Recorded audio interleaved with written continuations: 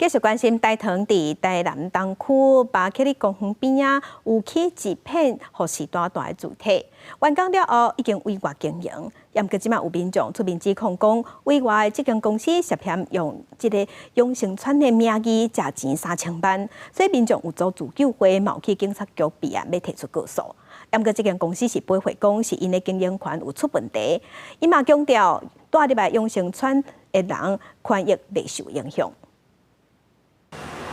伫律师陪伴到警局备案，烦恼包括家己在内30外个股东，投资的3000多万有去无回。帮忙1个月之后，我就发现很多的疑点，所以后来我就要求要提出股东名册，还有公司财报，但一直都拿不到。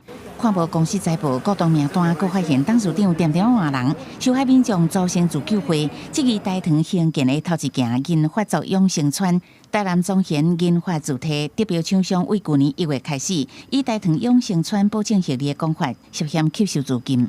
基本上就跟吸金，这我们所谓就是一般违法吸金的问题。因为其实假设你成为公司的股东，你应该会有一个股东名簿，你会登记为公司的股东。如果今天我真的是吸金，就像他讲的，我真的是诈骗，那我就离开就好了。那他们的钱都汇入到哪边去了？都叫家园健康股份有限公司啊，现在那个账户被冻结，让他们去提告嘛。 大塘永盛村要伫年底开幕，自救会嘛烦恼大入去的长辈的风评，呼吁大塘爱重视。暗过防控诉的公司强烈否认，讲这件代志是双方经营权的争夺，嘛强调永盛村会用信托的方式经营，保障大入去的人的权益。那你交钱进去信托账户就这样。那其实讲难听点，这样子我赚什么钱？没有赚的。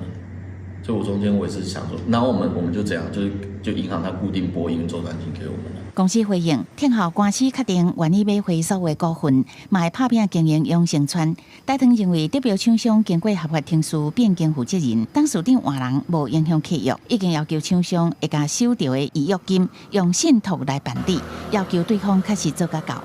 记者综合报道。